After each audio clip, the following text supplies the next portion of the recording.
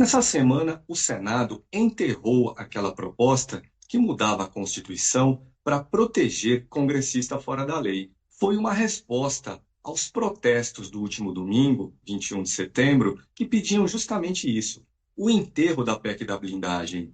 Pediam também o fim da tentativa de anistiar golpista condenado. Tanto a blindagem de parlamentar quanto a anistia ou o alívio punitivo para golpista condenado são temas que nasceram na Câmara dos Deputados. Fizeram parte de um acordão selado na época do motim da extrema-direita após a prisão domiciliar de Jair Bolsonaro. O atual relator da anistia na Câmara diz: perdão total para golpista não vai ter, mas redução de pena, sim. O PL de Bolsonaro não aceita essa solução. Quer perdão total. O governo e o PT também não querem nada, nem mesmo redução de pena. E para tentar dobrar o governo, o relator da anistia, Paulinho da Força, usa a lei de isenção do imposto de renda, uma proposta enviada em março pelo governo ao Congresso para tentar materializar uma promessa eleitoral de Lula em 2022, e uma materialização que seria capaz de ajudar o presidente na reeleição do ano que vem, assim como ajuda também na construção da figura de um Lula, digamos, antissistema. E é para uma entrevista sobre esses assuntos que eu, André Barrocal, repórter em Brasília, tenho hoje do outro lado da linha, até esqueci de lhe perguntar, mas ele vai dizer, o Éden Valadares, ele que é secretário nacional de comunicação do PT. Então, a você, secretário, em primeiro lugar, eu agradeço a gentileza de nos atender. Muito boa tarde e diga, por favor, de onde você fala nesse momento.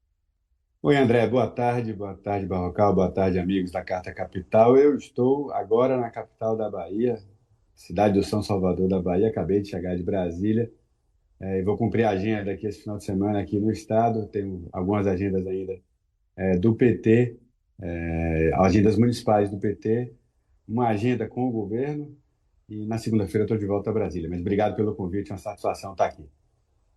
Perfeito, então desde Salvador, capital da Bahia, fala o nosso entrevistado de hoje. E para quem nos assiste, eu deixo aqui os recados tradicionais do início das nossas transmissões. Gosta do nosso jornalismo, mas ainda não é um assinante de Carta Capital?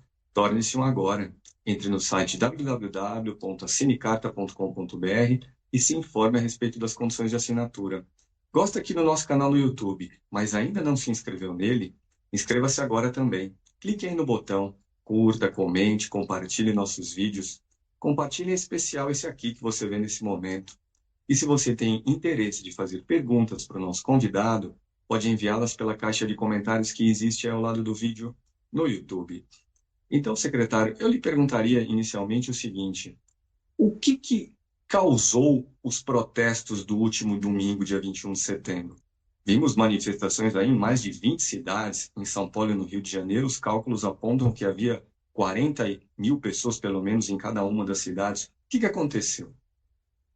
Olha, André, primeiro, o nosso levantamento, o acompanhamento que a gente fez aqui pela Secretaria de Comunicação do PT, em rede com as nossas secretarias estaduais e, claro, dialogando com a nossa Secretaria de Mobilização e a Secretaria de Movimentos Populares, que são, digamos assim, os setoriais do PT, as secretarias do PT responsáveis por acompanhar, construir e acompanhar a nossa intervenção nos movimentos sociais, o número é um pouquinho maior do que esse que você apresentou. Nós atestamos que houve mobilização no último dia 21, no último domingo, em todas as capitais, inclusive em Brasília, no Distrito Federal, e todas as capitais de estados, e inclusive em Brasília, e em mais de 50 cidades teve mobilização. Então, uma mobilização nacional, uma mobilização com bastante apelo, com bastante presença, e como você disse, em algumas cidades, ou na maioria, quase a totalidade das cidades, bem superior ao que foi a mobilização nossa do 7 de setembro,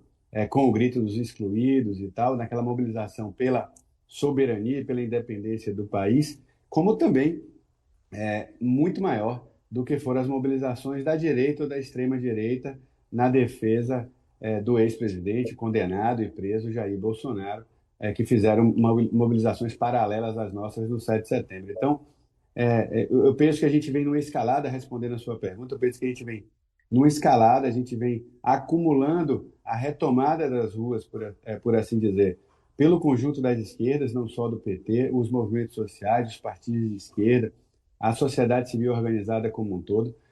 Entre o 7 de setembro e o 21 de setembro, como ele disse, houve mais mobilização e, claro, parte dessa mobilização vem também da revolta, da indignação causada na sociedade brasileira pela apresentação de duas pautas que estão na contramão do que seria a agenda do povo, a agenda do Brasil, e na contramão do que é a defesa da Constituição, a defesa das leis, o que espera a sociedade brasileira das suas autoridades e das instituições da República. Eu estou falando aqui especificamente da tentativa de anistia geral e irrestrita, ou mesmo da modulação da anistia a quem foi condenado pela tentativa de golpe e pelo planejamento de assassinatos no 8 de janeiro.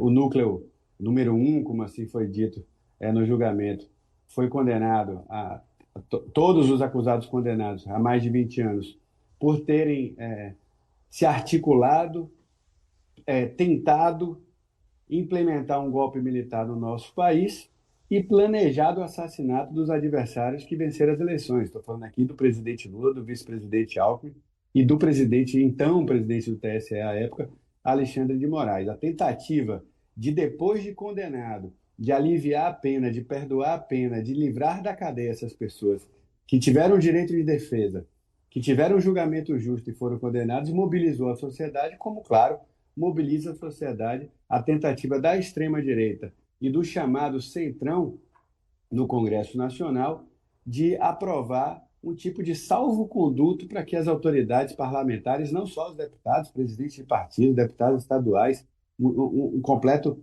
exagero, abuso do bom senso até e da paciência do povo brasileiro de aprovar o que foi chamado de, primeiramente, de PEC das prerrogativas, que me parece que era a ideia de retomar o texto original do Congresso, mas foi desvirtuando ao longo do processo e virou verdadeiramente a PEC da impunidade, a PEC da bandidagem. A sociedade, insisto, já vinha se mobilizando, a esquerda já vinha ocupando mais as ruas, e esses dois ganchos, esses dois motes, essas duas iniciativas da direita e da extrema-direita bolsonarista ampliaram a nossa capacidade de mobilização para setores médios, para setores da sociedade civil que ainda não tinha se juntado a nós nas ruas, e com isso quebrou, termino lhe dizendo, quebrou uma coisa que nos incomodava muito, que era um certo monopólio da direita e da extrema-direita sobre os símbolos e os valores nacionais.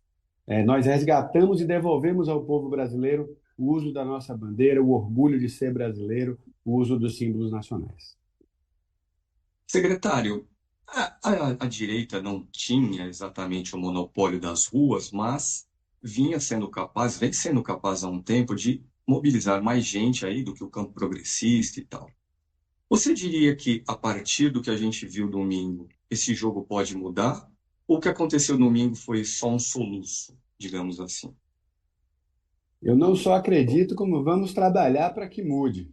O PT, os movimentos sociais que nós temos relação, a Frente Brasil Popular, a CUT, o MST, enfim, nós vamos continuar. Nós aprovamos na executiva do PT um estado permanente de mobilização nas redes e nas ruas para que esse impulso do 7 de setembro e, sobretudo, do 21 de setembro, da mobilização primeiro pela soberania e independência do Brasil e depois contra a anistia e contra a impunidade, que esse impulso da sociedade brasileira nas ruas a gente consiga implementar, pressionar o Congresso Nacional para aprovar a agenda que nós entendemos que é a agenda que a sociedade e o povo brasileiro querem, que é a agenda que muda para melhor a qualidade de vida do povo, que dialoga e que busca atender o que realmente incomoda o povo brasileiro, que é uma sociedade muito marcada pelo privilégio, pela desigualdade, pela falta de oportunidades. Então, por isso, nós vamos nos mobilizar para o dia 1º de outubro, quarta-feira que vem, a gente aprovar o projeto de lei do imposto de renda, de zerar o imposto de renda, isentar o imposto de renda para quem ganha até R$ 5.000 e dar desconto para quem ganha até R$ 7.000 por mês, de cobrar um pouco mais daqueles que ganham acima de R$ 600.000 por ano e de taxar os super ricos para que financiar essa política. Ou seja, André, Nós estamos ao lado da iniciativa do presidente Lula, do governo do presidente Lula, do ministro Fernando Haddad, de tirar dos barões que pouco contribuíram tributariamente para a construção do nosso país, para o desenvolvimento do nosso país, taxar esses barões para poder aliviar, para poder zerar o imposto dos peões. Então, respondendo a sua pergunta, nós não só acreditamos que haverá uma retomada, não só da esquerda, mas do campo progressista, sabe? Quebrar o monopólio da direita e da extrema-direita sobre as mobilizações de rua, porque no último período, e aí me perdoe se eu tiver que usar mais alguns minutos, André, mas no último Vamos período, lá. não só no Brasil, mas como no mundo, há uma inversão de valores com relação a essa capacidade de mobilização. Talvez pela crise sistemática que o capitalismo vive no mundo desde 2008, aprofundadamente, desde 2008, com a quebra do sistema bancário americano, a verdade é que o receituário do neoliberalismo trouxe o mundo para uma situação de exaustão, trouxe as sociedades ocidentais para um período que não consegue responder às principais questões da humanidade. Esse neoliberalismo, esse capitalismo do começo desse século se mostrou incapaz de responder à questão da fome, à questão da educação, da saúde, do acesso à água. Estou falando de direitos elementares, de direitos básicos da vida humana. O capitalismo se mostrou incapaz de responder a isso e o resultado desse sistema neoliberal, do aprofundamento do neoliberalismo, são sociedades ainda muito desiguais, ou cada vez mais desiguais, e com o sentimento nos setores médios de frustração. Geração após geração, ao invés dos nossos filhos e netos terem uma perspectiva de futuro melhores do que as nossas, o que a gente vem acumulando é cada vez mais dificuldade, exaustão e um sentimento de não poder responder às principais questões da economia, da política, da cultura, do lazer. Então, André, repare, esse ambiente, o que é que cria? Um ambiente propício, uma avenida para o fascismo, para a extrema-direita, para o extremismo político, para o fanatismo religioso, para o revisionismo histórico, sabe, para o negacionismo científico, andar a política do ódio, a política do medo, a política da mentira.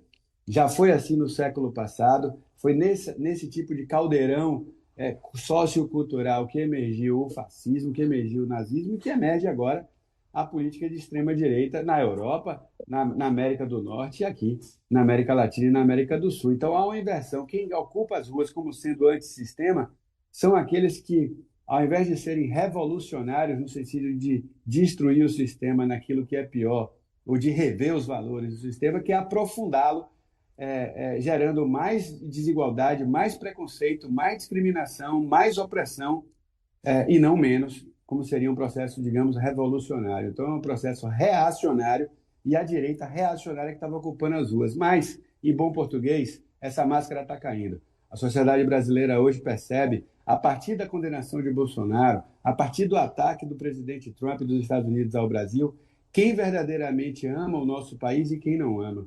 Quem verdadeiramente é patriota e quem não é.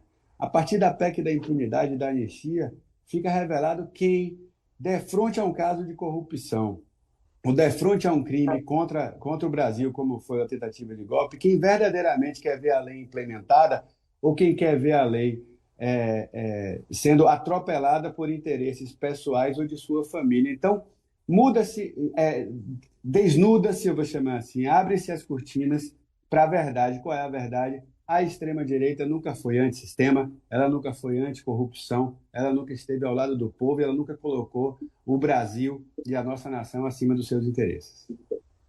Secretário, a propósito dessa ideia de antissistema, você explicou bem, o capitalismo produziu uma insatisfação, essa insatisfação é antissistêmica e quem parece ter sido mais capaz de responder a essa insatisfação foi a extrema-direita. Mas parece que nós temos visto, nos últimos meses, eu diria, uma tentativa no governo Lula de se construir uma figura do presidente Lula antissistema também. E antes de lhe perguntar a respeito, eu queria pedir ao Cacau, nosso produtor, para pôr no ar um trecho de uma participação do ministro Sidônio Palmeira, da Comunicação Social, em uma audiência pública na Câmara dos Deputados no último dia 18 de setembro. nesse trecho que a gente vai colocar no ar, ele respondia a uma pergunta do deputado do PT, Bom Gás, um deputado gaúcho, foi líder da bancada em 2023, e a pergunta era justamente, ministro, como enfrentar uma figura construída em torno de Bolsonaro, de que ele, Bolsonaro, é antissistema? Cacá, bota aí o Sidônio Palmeira no ar. A gente tem lado, e a bandeira antissistema é o antissistema dos poderosos, é 99,9% contra 0,1%. É inadmitível num país como esse, a gente tem uma pessoa que compra uma moto para trabalhar, paga imposto. O cara que compra um jato não paga imposto. O cara que compra uma bicicleta para fazer a entrega no iFood, paga imposto. O cara que compra uma lancha não paga imposto. Esse tipo de desigualdade e essa luta que a gente tem que continuar. E é por isso que o governo do Brasil está do lado do povo brasileiro. Secretário, você concorda com o ministro? É isso mesmo? Dá para dizer que o governo Lula, o presidente Lula, são o antissistema econômico? Você diria que essa é uma ideia que precisa ser difundida aí pelo PT? Você que é secretário de comunicação do PT? Eu diria que sim. No Brasil, em que a direita e a extrema-direita se articulam para gerar mais privilégio, para gerar mais impunidade, para tentar aprovar a anistia a quem cometeu tentativa de assassinato e golpe contra o Brasil, sim, o PT é antissistema. Aliás, o PT nasce como uma crítica ao sistema capitalista e ao sistema político brasileiro. O propósito do PT é transformar o sistema político, econômico e cultural no Brasil. Especificamente sobre o governo, eu penso, André, que a política preside a comunicação e não o contrário. Eu estou secretário de comunicação a convite do nosso presidente Adilson Silva, pela indicação da minha corrente, da minha chapa, pela indicação e pelo convite do presidente Lula, mas sou um dirigente político. E entendo que a política preside a comunicação. É muito ruim em processos políticos quando a gente culpa a comunicação por derrotas políticas. Parece que é uma fuga. Nunca a comunicação vai presidir a política. E nesse caso, eu estou falando disso porque nesse caso, o governo desperta, digamos assim, o governo se desperta, o presidente Lula, o conjunto dos seus ministros, a base parlamentar no Senado e no Congresso é despertada, talvez, para a luta política fundamental que é o propósito de fundação e criação do nosso partido, que é o propósito, o objetivo pelo qual a gente disputa a eleição. Ganhar a eleição é muito bom, mas não é um fim em si mesmo. Constituir governo é muito bom, mas não é um fim em si mesmo, que é combater as históricas desigualdades e a concentração de riqueza e de oportunidades do nosso país. E, com toda modéstia, eu devo dizer que foi o PT que chamou a atenção para isso, que jogou luz para isso com aquela campanha dos BBBs. Quando o PT propõe ao Congresso Nacional e à sociedade brasileira que a gente debata verdadeiramente se não é o caminho da gente financiar a cidadania mínima do povo brasileiro, a geração de oportunidades, a garantia de direitos elementares para o povo brasileiro, taxando aqueles bilionários que nunca contribuíram, que contribuem muito aquém do que deveriam, ou comparado com qualquer país do mundo, como deveriam no caso do Brasil. Se não é o caso da gente taxar as empresas de bets, de apostas online, de apostas virtuais, que levam bilhões e bilhões de reais do povo brasileiro, que já tem criado situações de problema de saúde pública, inclusive, não só de dramas familiares, de dramas econômicos, mas de saúde pública, e saúde mental, estou falando, com relação a essas bets, e levam bilhões e bilhões, ou levavam bilhões e bilhões embora do país sem deixar nada de contribuição para o nosso sistema tributário, ou seja, sem financiar o desenvolvimento e o crescimento do país, como da gente poder taxar melhor, de uma forma mais organizada e mais forte, os bancos. Então, a proposta do PT de taxar bancos, bets e bilionários, André, lembra, talvez, desperta o conjunto do partido, do governo, dos militantes de esquerda e das bancadas sobre o que é fundamental. O fundamental é a gente lembrar que é um país em que aquele 1% fica com mais do que 50%, 1% da população fica mais do que 50% de toda a riqueza produzida no nosso país e basicamente leva esse dinheiro embora, leva essa riqueza embora do país, enquanto 99% do povo é quem carrega século após século o crescimento do nosso país nas nossas costas, com o nosso suor e com a nossa lágrima. Então, a comunicação é chamada a essa nova postura do governo do presidente Lula, e aí o ministro Sidônio tem todo digamos assim, todo o mérito de captar isso e de colocar o governo comunicando em torno desse sentido, com esse lema, esse slogan, essa tentativa de organizar o governo que ele criou com relação ao Brasil, o governo do Brasil ao lado do povo.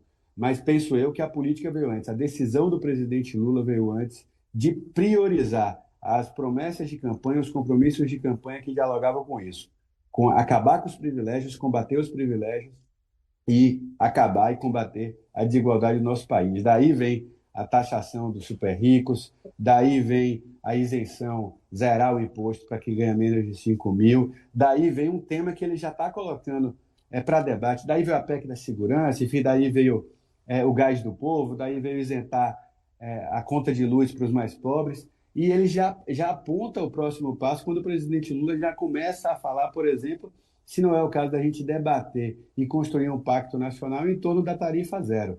E aqui, André, a gente consegue resgatar o espírito originário, eu vou chamar assim, do combate à desigualdade, que é o espírito que mobiliza a esquerda e o PT, os humanistas, mas também a gente demarca com o governo da direita e da extrema-direita. É só a gente lembrar que Jair Bolsonaro, o governo anterior, deu isenção para quem comprava jet ski, para quem comprava iate, para quem, como o ministro Sidônio falou, para quem compra jatinho e avião, enquanto o trabalhador e a trabalhadora tem que pagar muito caro para o transporte urbano ou o transporte metropolitano do país. Então, o que é certo? É a gente isentar barão que vai comprar iate ou a gente dar tarifa zero, transporte de graça para o trabalhador? Esse é o cerne, é essa a agenda que nós do PT, o presidente Lula, queremos debater no Congresso Nacional e com a sociedade brasileira. Na próxima quarta-feira, dia 1º de outubro, deve ser votado no plenário da Câmara dos Deputados o projeto de lei proposto pelo governo de isentar de imposto de renda salários de até R$ 5.000. Você disse que haverá um novo impulso naquela campanha que o PT já levou há alguns meses ao ar nas redes sociais, né? A taxação BBB. É isso mesmo? Vai ter um novo impulso nessa campanha da taxação BBB? O que vocês preparam para essa votação, para tentar ajudar o governo a aprovar essa lei no Congresso? Olha, André, já há, como eu te disse, na segunda-feira, ao invés de celebrar as mobilizações de domingo, de comemorar as mobilizações de domingo, nós já iniciamos a segunda-feira trabalhando. Nós já iniciamos a segunda-feira o conjunto do partido, o presidente Adil Silva convocou uma reunião da executiva, nós apontamos o erro que seria para o Brasil aprovar qualquer tipo de anistia ou aprofundar, avançar na PEC da impunidade, na PEC da bandidagem, e a gente aponta o caminho de mobilização permanente do PT. E o primeiro, digamos, degrau dessa agenda do povo, dessa agenda da agenda do Brasil, é o que você disse no dia 1º de outubro, a gente trabalhar, se mobilizar nas redes e nas ruas pela aprovação do imposto de renda. É possível, numa quarta-feira, a gente ter uma mobilização semelhante ao que foi aquele domingo? Provavelmente não. Mas nós temos mecanismos e mecanismos de chamar a atenção, de colocar o foco, de mobilizar a sociedade. Uma delas, certamente, é a imprensa. A gente está aqui como vocês estão dando a oportunidade aqui na Carta Capital da gente apresentar esse programa, da gente apresentar essa nossa visão sobre o que é prioridade para o Brasil, as redes sociais, certamente, mas também a gente ir mobilizar os parlamentares do PT, mobilizar os demais parlamentares, mas a base social do PT mobilizar a sociedade brasileira para pressionar o Congresso Nacional. O Congresso Nacional, por mais conservador que seja, e essa atual legislatura é bastante conservadora, o Congresso Nacional, por mais à direita, eu vou chamar assim, que esteja, por exemplo, com a eleição de 100 deputados somente de um partido, do partido da extrema-direita, do PL, é mais conservador, é mais à direita, mas não é um Congresso totalmente, hermeticamente fechado à pressão popular. Se o fosse, o Senado não teria, nessa semana, rejeitado à unanimidade a ideia da PEC da impunidade na CCJ. Nós sabemos que diversos senadores ali dialogaram, queriam ver o andamento daquela PEC. Eu vou citar o ex-ministro de Bolsonaro, ex-juiz da 13ª Vara e atual senador, Sérgio Moro. Ele trabalhou até o último momento para apresentar emendas que tentassem corrigir eventuais erros daquela PEC, ou seja, ele não era no valor, no mérito, no princípio, contra a PEC, ele ainda tentou salvar. É que a pressão popular de vinda das ruas, a pressão popular de vinda das redes, o fez recuar e a unanimidade a CCJ rejeitou. Moro não tinha a posição de Jacques Wagner ou de Otto Alencar, que de saída disseram, nós somos contra isso aqui, nós vamos matar no Senado Federal. Não, ele redigiu uma proposta para tentar melhorar ou para tentar fazer aquela PEC ficar menos, eu vou chamar assim, ofensiva ao senso comum e ao olhar da sociedade brasileira. Mas a pressão popular o desencorajou, digamos assim, ou o derrotou dessa tentativa. Então, nós acreditamos que é possível chamar a atenção e mobilizar o Congresso Nacional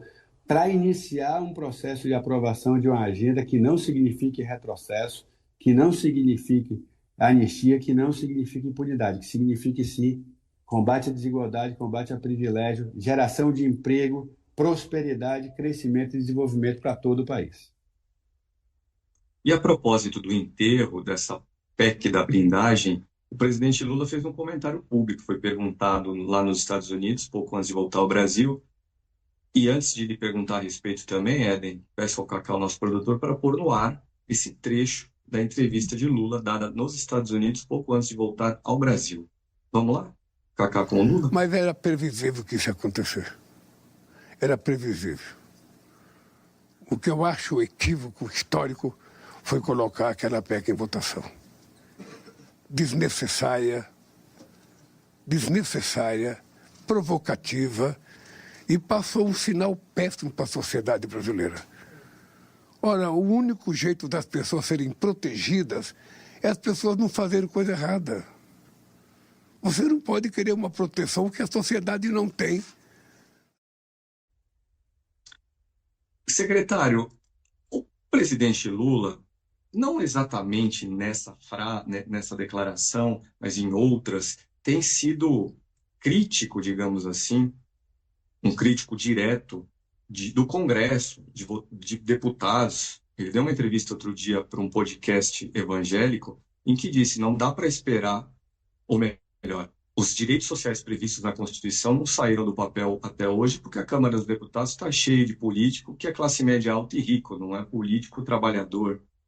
A minha pergunta aqui é a seguinte: essa postura, digamos assim, antissistema do presidente, ela cria algum tipo de tensão na relação institucional com o Congresso, não? Como é que contorna-se isso? Como é que se lida com isso na sua visão?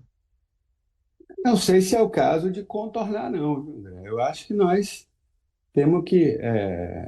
Eu estou falando aqui, às vezes no Brasil, contornar significa pacificar sem enfrentar a questão. É isso aí que o Michel Temer e Aécio aparecem ao lado de Paulinho da Força para falar em dosimetria.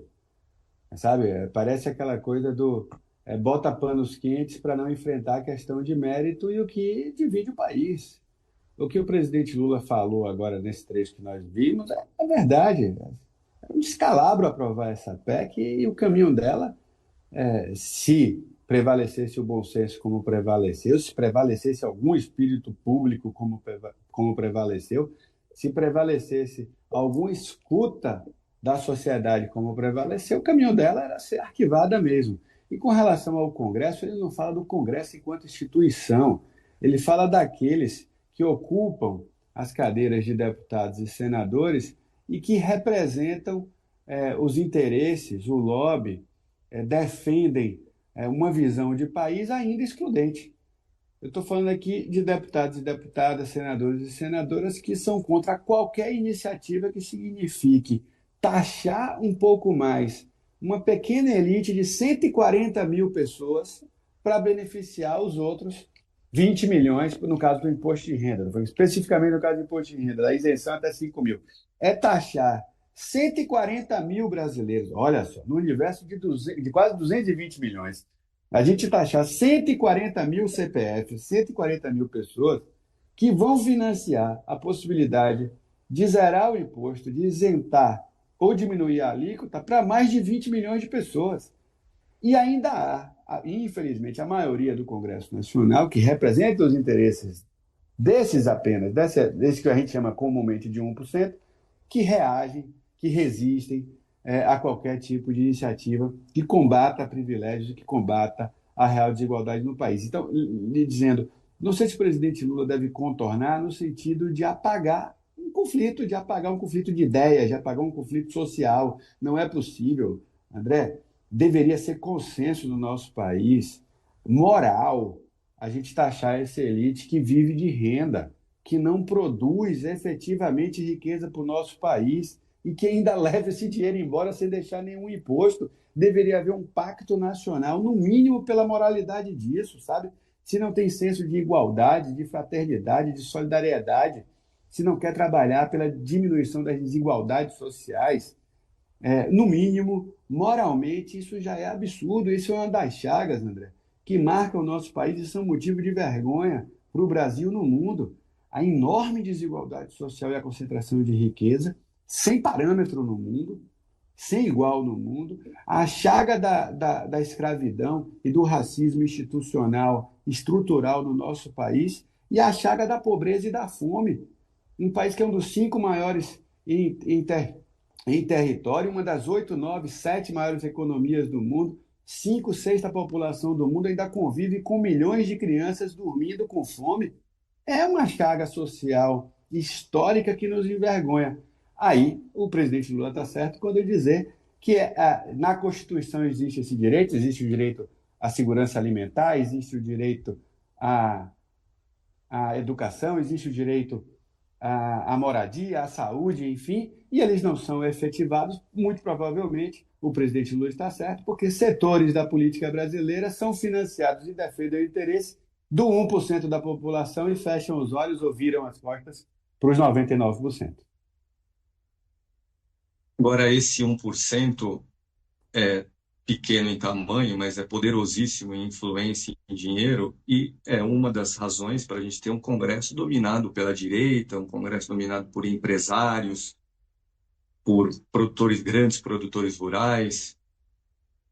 O que você acha que pode e deve ser feito aí pelo PT, pela esquerda de maneira geral, na eleição do ano que vem, para aumentar a quantidade de congressistas mais identificados com as causas populares?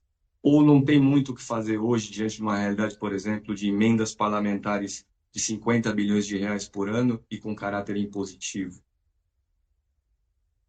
Olha, André, quem está na militância política de esquerda, quem se propõe a ser militante do PT, dirigente do PT, não pode, tem que fazer igual a dona Lindu apresentou para o Lula, ensinou para o Lula, e a gente tem que seguir teimando, né? A gente não pode desistir. Agora, que é difícil, é muito difícil, isso eu não posso negar. Primeiro, deixa eu fazer uma autocrítica pública.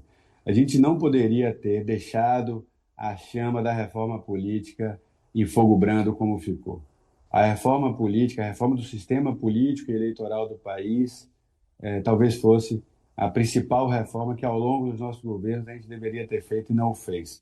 Há um relatório que, infelizmente, já virou antiga. Meu colega de executivo é o secretário-geral do PT hoje, o companheiro Henrique Fontana, do PT do Rio Grande do Sul. O relatório do Fontana sobre reforma política, aquele que prevê voto em lista fechado, fortalecimento dos partidos, diferenciação ideológica dos partidos, financiamento público com controle muito maior e equilíbrio entre as formas de financiamento, ou seja, uma eleição mais igualitária em que o poder econômico não fale tão alto e não seja tão definidora ou tão definitiva do processo eleitoral. Todos esses elementos que compõem a reforma política que o PT defende, que está lá resumidamente no relatório do Fontana, infelizmente, o PT não abandonou, mas o PT deixou isso virar secundário ou terciário na pauta. Esse já era o interesse dos partidos de direita, mas o PT acabou priorizando outras agendas. Nós precisamos retomar o debate na sociedade sobre reforma política. Você tem razão. A gente criou mecanismos para diminuir ou para igualar as campanhas ou as candidaturas. Por exemplo, acabando com o financiamento privado de campanha, instituindo o Fundo Público Eleitoral. A reação do Congresso, não naquela legislatura, mas na legislatura seguinte, pegando um presidente fraco, um presidente que não gostava de trabalhar como era Bolsonaro, que não tinha paciência para fazer política, que não entendia de política, que não gostava de governar, o que ele gostava era de fazer motociata e andar de jet ski pelo país, falando suas mentiras e suas bravatas. O Congresso Nacional acaba ocupando um espaço do poder executivo, distorce o pacto federativo do nosso país, distorce o presidencialismo do nosso país, captura uma parte do orçamento, que é isso que você se referiu, às emendas. Então, na falta do dinheiro privado para financiar a campanha dessa base de direita e de extrema-direita, eles capturam uma parte do orçamento para tal. E aí você tem razão. Nós vamos para a eleição. Se a eleição do ano que vem, a eleição proporcional para deputados e deputadas estaduais e federais acontecerem no mesmo modelo que aconteceu a eleição municipal passada, as emendas e a execução dessas emendas terão um papel, infelizmente, que distorcem a opinião pública e a verdadeira correlação de força no país. Por isso que a gente cria essa contradição entre o presidente Lula ser vitorioso nas eleições e o PT e a esquerda e o conjunto dos deputados e deputadas que o apoiaram não conseguirem eleger sequer um terço do Congresso Nacional. A superação disso no médio e longo prazo é a reforma política. E te respondendo sobre a eleição do ano que vem, o desafio da esquerda é criar, primeiro, mais unidade política. Nós precisamos, e estamos fazendo um esforço, nós do PT, dialogando com o conjunto dos partidos de esquerda, precisamos criar mais unidade política entre nós, num mundo hiperconectado pelas redes sociais, num mundo manipulado pelas redes sociais, num mundo em que a extrema-direita se vale dessas mídias, desses meios de comunicação, para propagar a mentira e o ódio. Nós, do conjunto da esquerda, não podemos criar entre nós o clima de cada um por si e Deus por todos nós, ou salve-se quem puder, sabe? Em que deputado nosso concorre contra outro deputado, em que deputada concorre contra outra deputada, e a gente vai criando núcleos individuais de campanha. Nós temos que ter mais coesão, nós temos que ter mais unidade, seja nos temas, seja na construção da campanha, na solidariedade. E depois nós precisamos qualificar, treinar a nossa moçada para que a força e a energia que nós temos nas ruas, ela se traduza também nas redes. Nós do PT temos muito orgulho de ter a militância mais aguerrida do país. Uma militância que sabe bater de porta em porta, que sabe ocupar as ruas, que sabe fazer grandes carreatas, passeatas, grandes comícios. Uma militância que ao longo desses 45 anos teve a sua trajetória confundida com a própria construção da democracia no nosso país, gente. Foi a militância do PT que construiu os nossos sindicatos, associações, cooperativas.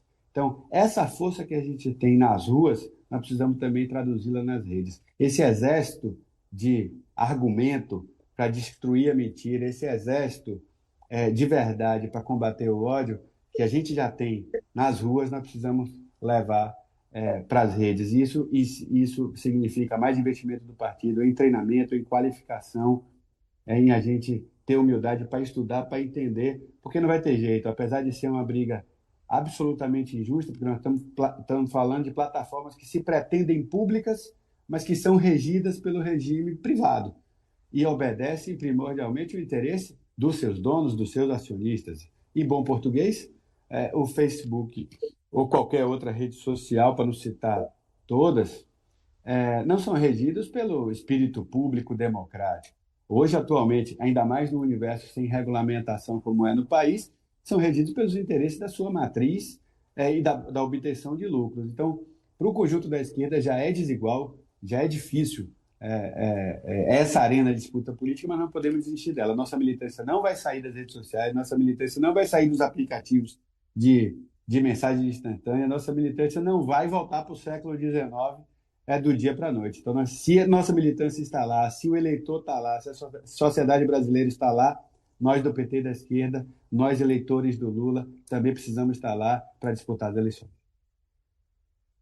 E a propósito de regulação das redes, eu não vou lhe perguntar exatamente a sua opinião, está bem claro o que você acha, mas a pergunta aqui é: que regulação, o que você acha que deveria ser aprovado no Congresso Nacional em uma lei com esse nome de regulação das redes sociais? Essa é uma pergunta, e uma pergunta associada. Há 2 anos, em 2023, a Câmara dos Deputados fez uma tentativa de votar essa lei, mas a pressão foi tão grande dentro do Congresso, através do lobby das Big Techs, e também nas próprias plataformas, que os deputados recuaram. Dá para mudar isso? E como? Dá para mudar se o espírito, primeiro, nacionalista, o espírito público desses deputados de direita, dos congressistas mais conservadores, entenderem que acima da sua própria eleição acima do interesse dessas grandes transnacionais, está o interesse nacional, primeiro em fazer valer a Constituição, em fazer valer as nossas leis e proteger o cidadão e a cidadã brasileira, a começar pelas nossas crianças, pelos nossos adolescentes e pelos jovens no Brasil. Eu vou lhe dizer, nós retomamos o diálogo com as Big Techs, nós retomamos o diálogo a partir da chegada da eleição do presidente Edinho. Nós retomamos, estava parado lá desde março, digamos, a relação ficou um pouco mais distante depois da carta aberta do presidente Trump, que cita as empresas americanas estariam sendo, enfim, atacadas no Brasil. Nós sabemos que não se trata de nenhuma verdade, mas acaba criando um clima de animosidade maior. Nós esperamos esse processo se afastar um pouco e retomamos um diálogo institucional com eles. Ainda não estamos falando com eles sobre regulação, estamos falando com o Tribunal Superior Eleitoral, estamos falando com a nossa base, estamos falando com os outros partidos no Congresso. Como você disse, a nossa posição é clara. Para nós, é simples, André. O que é crime, eu vou chamar assim, offline, precisa ser crime online. O que é crime, como se diz por aí, na vida real, precisa ser crime na vida virtual. Então, se é crime na vida real ofender, mentir, sabe? Se é crime articular contra a democracia, fazer apologia a golpe de Estado ou tentar um golpe de Estado, se isso é crime na vida real, offline, precisa ser crime na vida virtual, online. E eu estou falando digamos assim, de um crime político, de um crime de cidadania, de um crime contra o Estado de Direito Democrático, mas isso vale para crimes de pedofilia, de exploração de criança e adolescente. Não é possível, não é razoável que as plataformas não se aliem ao Estado brasileiro e não sejam corresponsáveis em impedir que esses crimes sejam propagados, propalados, incentivados, né, propagandeados em suas próprias redes e mais, e que ainda consigam monetizar, ganhar dinheiro em cima, fazer dinheiro em cima, lucrar em cima de mobilização em torno de crimes como esses. Então, os outros países enfrentaram essa dificuldade, enfrentaram o lobby das Big Techs sobre os seus congressos, enfrentaram, mas nesses países eles conseguiram fazer prevalecer o espírito público e o espírito nacional em cima do interesse privado transnacional. Nós precisamos mobilizar a sociedade brasileira para pressionar o Congresso Nacional para ir para esse caminho. Não se trata de acabar com a liberdade de expressão, com a liberdade de opinião, com nada além do que está na nossa Constituição Federal. Nós defendemos que, rigorosamente, o que está na Constituição brasileira seja implementada no ambiente virtual e que as plataformas tenham, como todos os atores políticos e públicos, sejam públicos ou particulares, os atores coletivos no nosso país têm seu papel enquanto o seu importante papel enquanto mobilizador da atenção pública. Então, clube de futebol tem seu papel social, apesar de ser iniciativa privada. As grandes empresas e corporações têm seu papel social e responsabilidade ambiental, social e econômica, apesar de serem privadas, porque só as plataformas digitais, porque só o ambiente virtual não terá. Então, tem responsabilidade sim, tem responsabilidade com nossas crianças, com nossos adolescentes, com os nossos jovens e com a cidadania, a democracia e a Constituição brasileira. É isso que nós defendemos.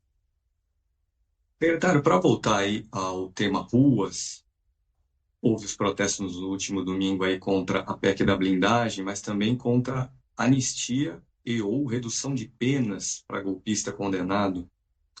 O relator da anistia na Câmara dos Deputados, Paulinho da Força, já disse que a anistia não vai ter, mas redução.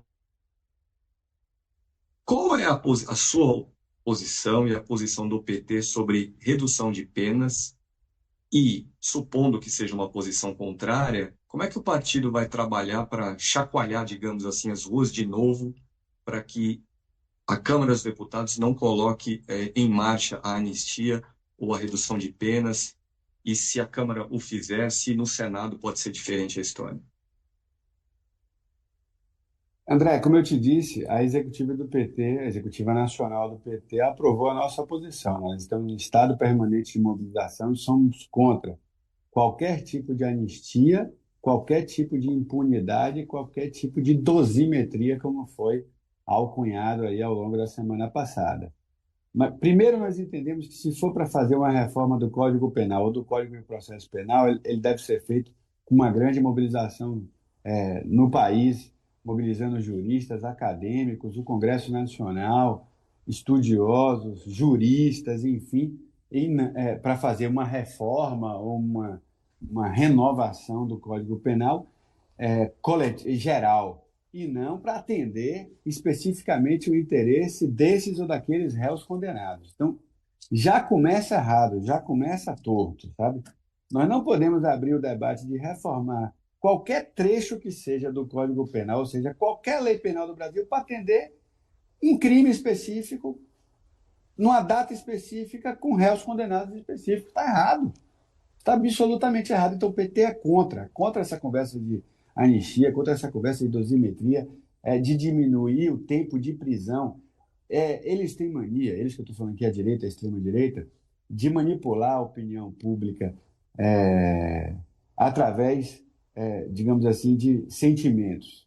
Então, nós já detectamos, por exemplo, André, quem encare, ou quem foi levado a encarar que a anistia teria alguma correlação com perdão, com misericórdia, com piedade, com valores cristãos, por exemplo, e presentes na Bíblia cristã, mas que não tem nada a ver com o que nós estamos debatendo hoje no Brasil. Não se trata de um sentimento humano de perdoar aquele que errou, se trata de cidadania, se trata de cidadãos que desobedeceram às leis e que nós temos a Constituição e o Código Penal que prevê as punições, desde que julgados e condenados, prevê a punição equivalente ao crime que você cometeu. De novo, eu penso que não será tão difícil mobilizar a sociedade brasileira. Quem sou eu? Não sou o rei das ruas, não sou eu que puxo as ruas, mas é um chute que não será difícil mobilizar se a gente conseguir se fazer entender, o cidadão e a cidadã brasileira, e entender que se trata de mais uma manobra para garantir privilégios. Por quê? O pobre que é condenado por seus crimes menores, não há mobilização, não há tentativa de anistia, não há tentativa de dosimetria, não há tentativa de reduzir a sua pena ou o seu tempo de prisão.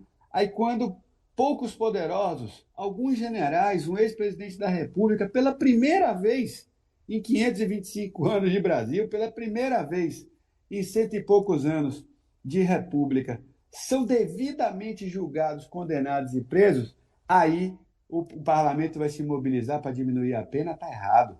O que vale para os muitos pobres tem que valer para os poucos poderosos. De novo, a gente está falando de privilégio, de novo, a gente está falando de criar um mecanismo que vai aliviar para 5, 6, 7, 10 poderosos que foram condenados. Não é verdade que se trata de piedade, de perdão, de misericórdia, nada disso. Não é verdade que se trata de uma mobilização para aliviar para a Dona Maria ou para seu Zé, que estava ali na Praça dos Três Poderes e que foi levado no ônibus e que entrou de gaiato naquele quebra-quebra. André, essas pessoas já foram julgadas. É só você acompanhar, quem puder, acompanhar o julgamento no STF, é público. 900 e tanto, mais de 1.000 pessoas já foram julgadas, tiveram penas muito reduzidas porque o papel delas era insignificante ou absolutamente secundário nesse processo. O Congresso, quem fala em anistia, quem fala em dosimetria, quem fala em impunidade, usa essas pessoas como desculpa para a verdade que eles querem fazer, que é o perdão, que é passar pano, que é, de novo, tirar o Brasil da rota de encontro com sua própria história. Nunca nesse país, gente tão poderosa e que articulou contra a nossa democracia e que tomou o caminho do golpe militar foi devidamente julgado e preso. Não é dessa vez que a gente já deu esse salto que nós vamos deixar o Brasil andar para trás. E essa sua resposta aí de comparar anistia a perdão para poderosos, né? Isso é algo que você elaborou agora ou já é uma construção mais ampla aí no partido? É um discurso que vai ser colocado aí para circular nas redes e nas ruas? Os processos no PT são tão coletivos que eu não sei o que foi ideia minha ou o que foi ideia fruto dos nossos debates. Você sabe que o PT debate muito, a gente faz muita reunião, a gente conversa muito. Especificamente sobre essa coisa da piedade e de confundir a anistia com um valor cristão da misericórdia, nós identificamos no monitoramento de rede, nos grupos cristãos, evangélicos, e que há atuação da extrema-direita. Isso aqui veio do nosso monitoramento. Eles vão fazendo teste, né, teste de prova e erro, de acerto e erro. Né? Eles pegam, às vezes, teorias da conspiração e jogam nos grupos para ver o que pega, às vezes eles testam desculpas ou narrativas políticas. Uma dessas tentativas de narrativa que nós nos deparamos no nosso monitoramento foi isso, era mobilizar quem tem inspiração ou formação cristã ou professa a fé cristã no Brasil, quem está falando, eu sou um católico, de manipular, de tentar confundir o debate que é político, né, que é sobre a nossa república, que é histórico, que é social e que é penal. Nós estamos falando de uma ação criminal, de uma ação criminosa, inclusive com planejamento de assassinato de adversários. Nunca é de menos falar sobre isso, nunca é demais falar sobre isso. O presidente Adinho está certo, em todas as entrevistas ele diz que nós temos que lembrar que essas pessoas, André, planejaram matar quem havia vencido a eleição. Imagina se o STF não condenasse essas pessoas, ou se agora o Congresso Nacional diminuísse suas penas ou desse qualquer nível de anistia. O que estava liberado, que estaria liberado, culturalmente liberado, politicamente liberado, é o faroeste. O que estaria liberado é a terra de ninguém, ou seja, qualquer um que perder a eleição para vereador ou para prefeito em qualquer cidade do Brasil estava culturalmente, estava politicamente, culturalmente ou politicamente liberado para planejar o assassinato dos seus adversários, daquele que ganhou as eleições. Imagina o risco, o abismo social, político eleitoral que o Brasil seria submetido. Então, nós detectamos isso, a tentativa de confundir ali o eleitorado, manipulando, dizendo que se tratava assim, de uma benesse, assim, de uma ação de bom coração para diminuir essas penas. Não se trata disso. Se trata de golpe, se trata da história do Brasil se repetindo e se trata da gente alcançar a maturidade nossa, a maturidade enquanto república. Porque enquanto a gente não julgasse, não condenasse, ou se a gente deixasse passar mais uma vez quem articulou e tentou um golpe militar no país, a gente seria sempre democracia que não atinge a maturidade. Talvez a gente tenha alcançado agora essa maturidade com o julgamento do ex-presidente Bolsonaro e dos seus cúmplices, e que a gente caminhe para frente. Que a democracia brasileira consiga chegar onde ela nunca chegou, nos rincões de pobreza do Nordeste, nas periferias, nas comunidades, sabe? Nas comunidades ribeirinhas, fundo e fecho de pasto, para os indígenas, para a comunidade quilombola, para os LGBTQIA+. Nós temos direitos assegurados na Constituição que precisam virar realidade, e nossa tarefa, a minha geração, inclusive, tem como tarefa levar a democracia efetivamente para essas pessoas. Não se trata de ter o direito de trabalho, significa de ter um bom emprego e um bom salário. Não se trata de ter o direito à saúde, significa poder ser tratado numa UPA, numa policlínica ou no hospital público. É disso que nós estamos falando, e por isso que nós temos que olhar para frente e não ficar preso a cada 25 anos, a cada 30 anos, em novas tentativas de golpe e seguidas de anistias que nos deixam presos sempre ao passado. Secretário, e para terminar, uma última pergunta, na verdade duas em uma. O relator da anistia na Câmara disse durante a semana o seguinte: olha só, se não votar anistia ou redução de pena, talvez a gente não vote a lei do imposto de renda. Qual é a sua opinião sobre essa tentativa de vincular anistia a imposto de renda? E a segunda, eu ouvi dizer que monitoramentos e pesquisas do PT identificaram que até o eleitor claramente bolsonarista é a favor da lei de isenção de imposto de renda. É isso mesmo? É verdade? Vou começar pela última. O que nosso monitoramento mostrou é que eleitores, não sei se claramente bolsonaristas no sentido de bolsonaristas, eu vou chamar assim, ativos, né? Ali mas assim, entre eleitores de Lula e quem votou em Lula e quem votou em Bolsonaro na eleição passada, a maioria formada nos dois públicos a favor da isenção de imposto de renda para quem ganha até 5 mil, e mais, André, a favor de taxar aquele 1%, 140 mil, os que ganham acima de 600 mil ou 1 milhão de reais, para financiar essa isenção. Então, há um sentimento mesmo, em parte da sociedade, que votou em Bolsonaro, que rejeitou o PT, que não quis votar no Lula, mas de entender que há um abismo social nesse país e que essa elite, que sempre foi privilegiada, merece ser taxada, merece cofinanciar ou financiar o combate à desigualdade no nosso país. Então, isso alcançou, eu estou presumindo aqui, que eleitores conservadores, eleitores que votaram em Bolsonaro. Então, isso é verdade, sim. A segunda questão, eu não vi essa declaração assim tão direta do relator, mas li, verdade, coisa na imprensa sobre isso. Primeiro, sendo verdade a declaração dele, eu acho que ele não tem condições de casar uma coisa com a outra, condicionar uma coisa com a outra. A pauta da anistia, a pauta da impunidade, ela já foi derrotada pela sociedade brasileira. Todas as pesquisas de opinião e as ruas no 7 de setembro e as ruas no 21 de setembro já demonstram isso. O que ele está tentando é salvar alguns poderosos, puxando o governo para tentando sequestrar um governo para um tipo eu vou chamar assim, barganha que ele não tem condições de fazer. Se botar para votar, vai aprovar o imposto de renda, eu tenho certeza disso, e vai votar, não vai passar a dosimetria, não vai passar nenhuma forma de anistia.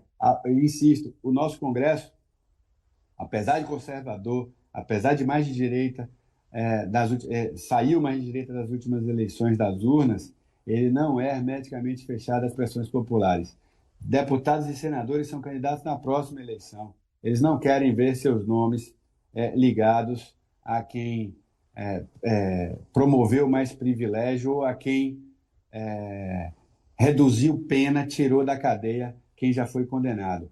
Isso nunca atende os pobres, isso nunca atende a classe média, isso nunca atende o brasileiro comum, mas tem que atender alguns poucos poderosos. Ninguém no Brasil é a favor disso. Se o Congresso Nacional se posicionasse assim, coisa que eu acredito que não vai se posicionar, estaria na contramão da opinião pública e da história.